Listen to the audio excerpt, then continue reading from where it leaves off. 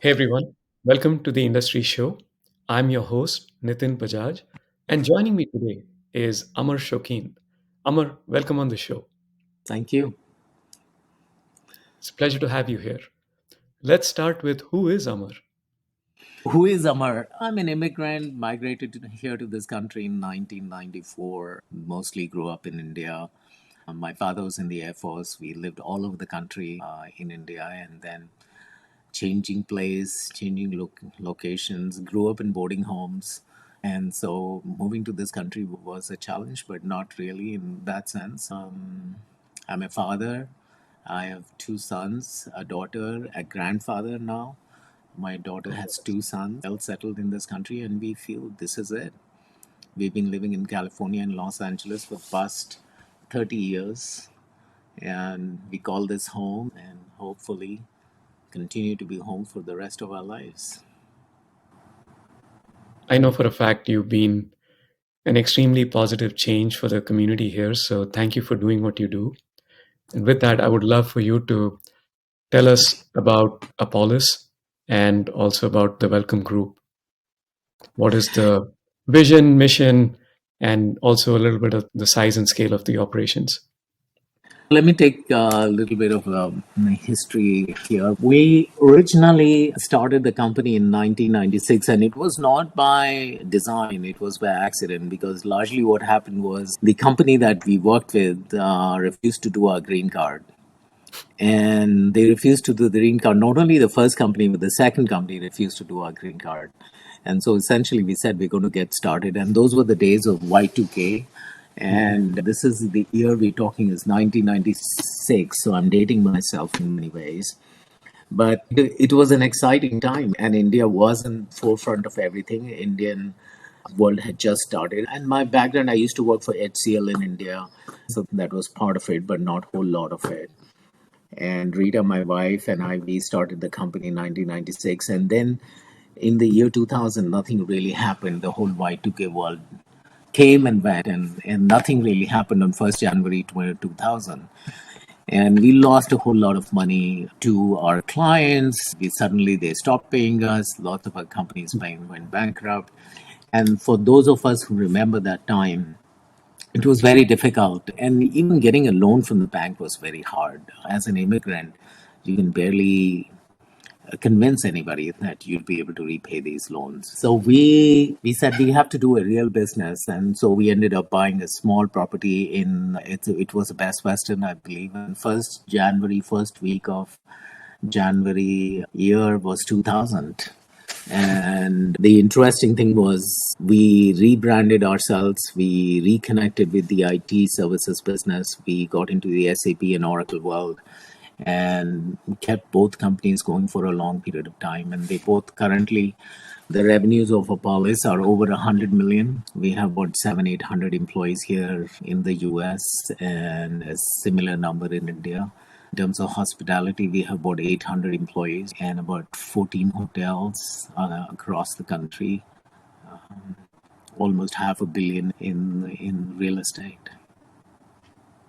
So it's been fantastic. For this year, for the first time in Welcome Group in hotel revenue, we've exceeded 100 million in revenue, which we think is a landmark. And sometimes, why do you care about the 100 million number? The 100 million number is one cares, is because then it's a landmark that your business cannot die overnight, which is good for the employees, good for everybody in, in where we are.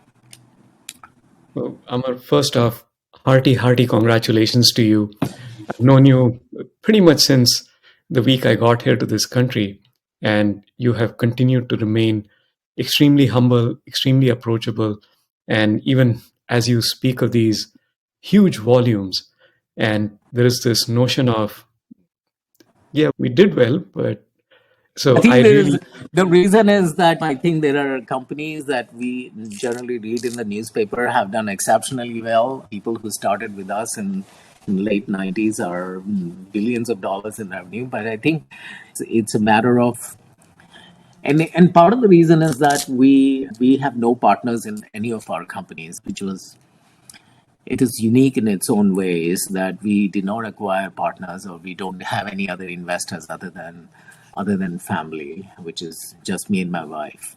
And we kept it like this because it was feasible to do it and overcome many of the challenges along the way. So we saw the financial crisis in 2001. Every 10 years, we see major crisis, right? 2008 to 2010 was another major crisis. And then we saw what happened during COVID. Businesses were affected. At least all the hotels were completely shut down for almost 7 months. We thought we would not survive it, but not having to squabble or not having legal issues attached to partners really helped us keep ourselves focused and not be challenged, from not to get blindsided in any way. And so that has really kept us. It's good and it's different. This is how we saw it. This is how we felt we should be doing it. I really applaud both you and Rita, your vision and how you've stayed connected to it. And the one most amazing thing about you is you have led both of these businesses to major success, which is unheard of. So, again, congratulations and kudos to both of you. Yeah, thank you. And I think it was done with a very strategic thing in mind. What we did was, when we had the IT business and we accidentally stumbled on the hospitality business, this was when I'm talking about the year 2000. And so here comes 2001 when 9/11 happened. Again, there was this whole crisis of hospitality. People stopped traveling, and we saw that whole meltdown happen in 2002, 2003. But one good thing that happened was we realized that there was an offset you could get. The revenues that you earned in one part of the business could be easily invested in the other part of the business, and that really help, helped us understand both businesses and keep them growing together for a long period of time. And both now our kids are involved in the business, and I hope they will take this as just a start of a journey, and I hope they take it to the next level. Amazing. It obviously takes hard work, especially as you come in and as an immigrant, lack of resources, and many other no credit and what have you, to not only be able to establish yourself in one generation, grow it to the size that you have, but do that in two completely different and unrelated industries. I'm in awe of you. So again, congrats. Now let's talk about as you deal with a lot of these different challenges over the years, things have come and gone, and you've not only weathered the storm but come out stronger and ahead in each of these instances. At this moment, what is the one big challenge you're facing? So obviously the IT business is the most challenging. We've seen a significant drop in revenue the last year or so. 2023 was a very challenging year for professional services and IT business, and several things that have happened. And it's you can see it in every field of it. One is AI is a dominant factor of what's happening over there. Second is increase in interest rates has had companies pull back on projects. And this is driving companies with a new focus on trying to find profit within their operations. So what are they going to do? If they're going to have to find profit within their organization, they have to cut back on projects that they think are non-essential. And if they're non-essential, they're holding their future for the moment. And then they think that, okay, let's try to just drive profit in our business. And if they're going to drive profit, it's a holding pattern, which is quite against an technology firm that is trying to do new things. And this whole rapid adoption of cloud. Earlier, there used to be a lot of work that used to be done on premise. You needed a large number of consultants working on these projects. Now, what does the word cloud mean? The word cloud actually means India. And so what's happening is that everybody is taking these projects, going to India, whether they're in Bangalore or in Boston, it didn't make a difference. And so we have seen this rapid adoption of India as a back office. And look at the size of these companies, whether it's Accenture, IBM, or in, for that matter, any US large professional services, PwC. They're all having hundreds and thousands of employees in India, and including Oracle, SAP. And so we were late in the game as a company.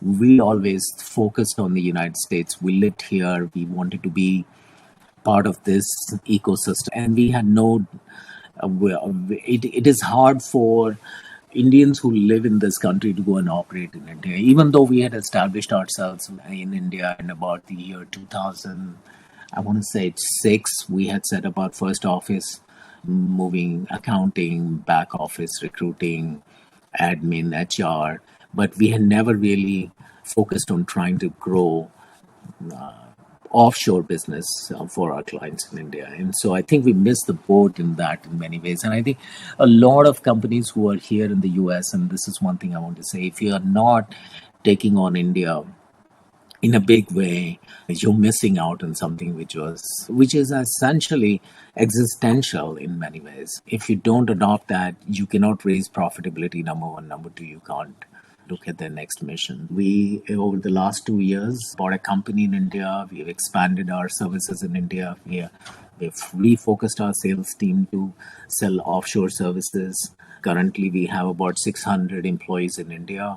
We hope to grow that to 2,000 over the next 2 years. That's our goal mission, and this is how our sales team is geared to. And we'll see how we succeed. That's one thing that we think is an exciting opportunity and a challenge too. How does somebody who's based in here in the US scale up in India? Because we all know that it is much easier just to for a foreign multinational company to operate in India than an Indian company to operate in India. I don't know how to give that distinction in a polite way, but it is much harder for a smaller mid-sized company to go to India and settle itself and hire the right kind of employee, because there's a lot of backstabbing, there's a lot of difficult questions to be answered, a lot of employee issues, whether it's physically or just people willing to take on your vision. It's a lot harder to do that. So we will see how this experiment works out. I'm very hopeful. I'm very optimistic. So not only here in the IT part of it, but even in the hospitality part, we have actually taken a whole lot of back office work to India. All the accounting for hospitality company is being done in India. All the HR is being done in India. All the IT services being done in India. All the websites are being done in India.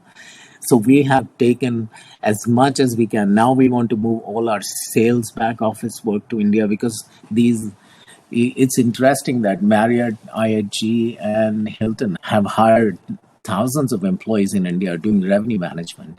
So it is feasible for a smaller company to take all this work offshore, and that can drive your profit, number one. Number two, it can also bring value to you in a long term. True. This is super exciting. And again, I have to applaud you for being so open about things that, as you kindly put it, you didn't catch on or were a little late in. I personally don't think so. We all work on our personal schedules. Every company has its own life and moments. But again, it shows your humility and how open and transparent you are in your approach. And no wonder your team loves you and has been with you. Folks I've known. Yeah, most of our employees have been with us for more than 15 or 20 years. Our employee number 1, 2, 3 are still with us, Yes. and we hope that they would continue. It's a good thing and a bad. It's a double-edged sword, because you want new ideas to come to the company, and you want new visions to be adopted as the next generation. Arjun, he comes on, or Adi, who comes on, I think they would need their own teams and how they would succeed. And it's hard for them to choose connect with the older part of the company. That becomes a challenge of transition, but hopefully that is something that we shall overcome with technology. The more we adopt, the more it'll be easier for somebody to take over. And so now we're in construction. We're building a hotel in Pasadena, downtown Pasadena. That's already out of the ground. The one in El Segundo was built ground up. We're looking at a couple of other projects. Construction is a big part of it. But borrowing has become so difficult. As you directly mentioned, it's much harder for us to find lenders who are willingly able to lend with this current mid-market crisis that's in place with smaller banks. And large banks, interestingly enough, in spite of all the advertisements that you see of Wells Fargo and Bank of America and Chase, they don't lend to small companies. They lend really at the micro level. Yeah, possible they would give you a home loan, they would do auto loan, but if you really want to get a business loan, it's the smaller banks, the community banks, that would step up. So So true. And I want to plug our supporter and your friend, the Bank of California, that does an amazing job at helping these small businesses and mostly immigrant founders. So kudos to them, and also to you and your team for showing that faith that these banks are putting in these small business owners is for good reason, right? Scaling from 0 to 100 million and beyond is a true testament of success. So congratulations again, and thank you to Ash and his team for supporting small business owners like us. absolutely. As a matter of fact, Commercial Bank of California is one of our lenders, and we work very closely with them. And I know Ash and his whole team, and they're fantastic. Yep. Now, as we look forward beyond these interim challenges and opportunities, I want to take a moment and have you look in the rearview mirror and tell us about two instances. One that did not work out as you had expected, became was a failure and became a lesson. But then another one that took off beyond your imagination and was a success multifold than you would have expected. And I know you're not the kind to talk your own laurels, but I would urge you to boast a little bit. It's okay sometimes. So, as I was telling you, one of the lessons in life was, as we talked about the Y2K crisis, and soon after that, I want to just give you a little bit of. So we ended up buying an asset, a hotel in Dallas, and those were not the boom years of Dallas, and Dallas was not a very. It was a big city. It was doing exceptionally well. And when you're starting off as an entrepreneur, one of the things that you always look at price, right? So you want value for the money. If you've collected $1 million or you've collected $100,000, you want to get the most value you can possibly get. But sometimes that value is not in the right place. It's misplaced understanding. And you never learn it until you experience it. So in this one particular case, we bought, and I wanted to say it was a La Quinta, and we converted that to a Ramada Limited, something to that effect. And the project just completely failed. We were losing 100, 200,000 every winter, and some at one instance we lost 500,000, and those were, don't forget, 2005, 2006, and that was a lot of money then in that case. Yeah. And so we ended up selling the place a few years later at a huge loss. We had to write off everything because we just couldn't. We just, in spite of best efforts, we couldn't. And one thing I learned in that was a power of brand. In this country, everything is about branding.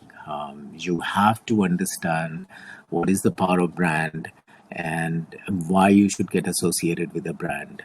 And even if you have to pay extreme premium to be associated with the brand, it's a Starbucks to a regular coffee shop, right?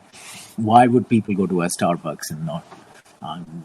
People would go to a specialized or specialty coffee shop for a certain period of time, but if the tastes move or something else happens, you're too much at risk of losing everything that you have. So in that case, it was a valuable lesson learned that how do you associate your dollar with a brand? And if you can associate your dollars to a brand, you can be successful without a lot of heartbreak. And so we've never gone back from that vision of it. We have to consider the value you pay for a brand to be the only reason why you would buy a certain thing. And keeping that in mind, it was never a second thought to pay a premium for getting something associated. So we only associated with the best. and we continue to grow in that direction. And we feel that brand is a partner. We feel that brand is something that brings value to the organization, to the employees, to the organization, and to everybody who's associated with it. So True. And that with that, was one. a lot of peace of mind too, And a right? lot And of that's peace of mind. Yeah, absolutely. And the second one I want to say, a real challenge was in the IT services business. So we became partners to SAP, and so what happened was this is in the mid teens. I want to say 2012, 2000. We used to resell SAP. We had a whole team. I want to say we had 30, 35 people working in selling, implementing SAP. We used to buy the software, or we were implementation partners for SAP for clients. So we would have our pre-sales team, and we would go out and sell to all the mid-sized companies that were here all across from Santa Barbara to San Diego. And sometimes you make the mistake of thinking that everything goes on forever, and you don't read the tea leaves right. And the tea leaves were, there was definitely this warning of cloud coming, Mhm. that cloud will be the new thing, the cloud will be. And we used to hear about it, but we never saw it or felt it in our business, right? We said, hey, we're going to continue to get associated with these companies. We are important to them, they are important to us.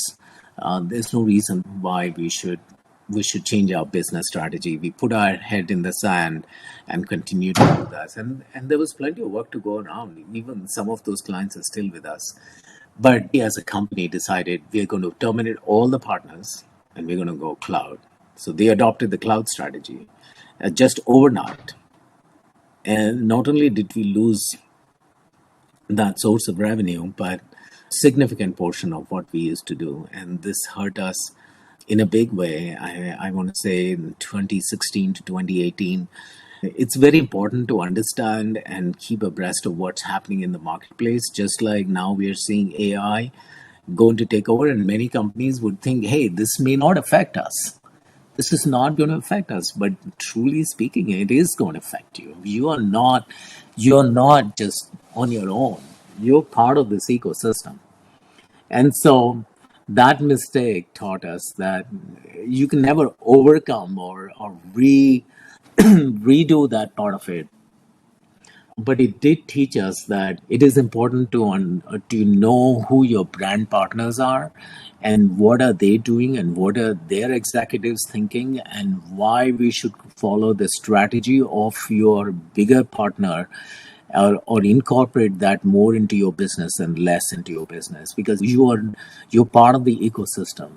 And so once it went into the cloud, it was very hard to overcome that that strategy. And while we continued to do it, it became less and less important to us. We had to rebrand, we had to replace the entire sales team, we had to figure out a whole new way of doing business once again. And those are the big challenges that come. And as far as every time we were faced with a challenge, we said, okay, we're going to learn from this and try to take lessons from this and not repeat this. I think that is what. So whenever there was a challenge, we decided we are not going to repeat this. And part of the decision making was because we don't have any outside influence on our decision making. It was much easier to turn on a dime and be able to incorporate new ideas quickly. And than get stuck with the old, because sometimes legacy issues really hurt you a lot more than futuristic issues. true. I don't know if you remember this, but we were talking around that time when this transition was happening. I know. And what I remember is you were not worried about the revenues or what's going to happen next, which obviously people think about as you're running a fairly large team even back then. What I do remember was bothering you is people may have to change. What are we going to do about the people we have? Right? Yeah, And to yeah. me, that's an exceptional leadership quality that you think about your people first. And again, we have the data to prove that the people that have joined you have still stayed with you because they know you have their interest at heart. And so to me, it was very heartwarming that here you're looking at at a possible shutdown of your entire company. To you, the most important thing is how do I make sure my people, several of which were in the process of getting their green cards and their families depended on it. And to me, that was something I've remembered and I will about you. So going back to the green card story, I do have to say this, and I hope there's a 2 minute thing for this. So I Sure. remember the first two instances where they refused. So the first company that I came with, they wanted to keep me on this green card, and they said they had done our H-1B. I had migrated from India with two kids, and they were very young at that stage. I I was like 30, 31 years old, two kids, and on a small salary. And he refused to do a green card. And I said, no, that's not possible. Like, I not have a green card.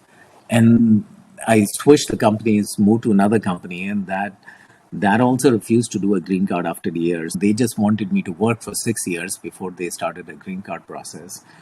And then we started our company and became, and this technology company, we must have sponsored over 2,000 green cards. And most importantly, we start the green card process on the first day the employee joins us. We give them that option of, hey, if you want to do a green card, we learned from our lesson. We learned those sleepless nights we had when we could not get a green card. And I was literally every day we would think, okay, now we could get deported or have to go back to Yeah. where we came from. And we had broken ties with what we Mhm. had in India. It was important to me personally and professionally to make sure that this did not happen. And for that reason, we kept our company debt free. We have kept Apolis debt free for the last 30 years, 25 years. And that's the only way that we were able to survive most of the challenges that we have. Grow at the cost of what you're doing, but keep yourself as debt free as possible. That's amazing.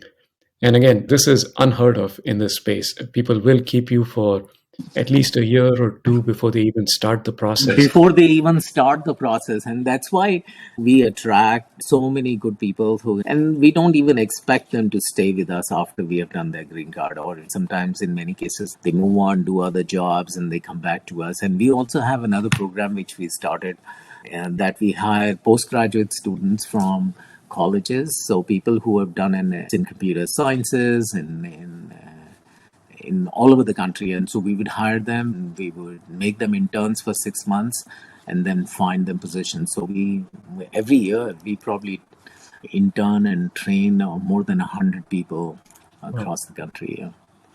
And interestingly enough, the trainers are ex people who have been trained in the past, and so it's train the trainer kind of a program, and Nice. it does extremely well Yeah, it for gives us them as an a company. opportunity to pay it forward. So that's a good Yeah. thing.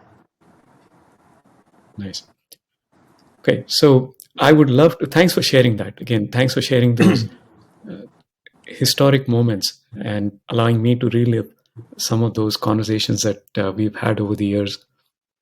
I'd love to bring us into my favorite part of the show, which we call the one line life lessons. I'd love for you to share a few of yours. I think one of the life lessons I want to say is that somewhere in 2007, 2008, in the middle of the crisis, I took some time off from work, went to Harvard Business School, did an owner president management program for about 3 years. And one of the lessons that we learned, and I think we have adopted it ever since, is to see how you can work on the business rather than in the business. And even though we are part of the time we are in the business, it is very important to have routine tasks transferred to somebody else. That's how we are able to do multiple companies, multiple projects, find the best person that you can find in the company or hire that person and try to transition that work to him or her.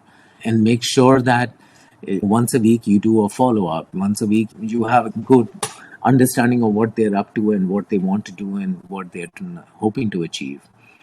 And if you can somehow find that balance of working in the business and on the business, you will be able to expand. It's if I come back to the example of a coffee shop, if you start being a barista and you start making coffee every day, there's only so much you can do.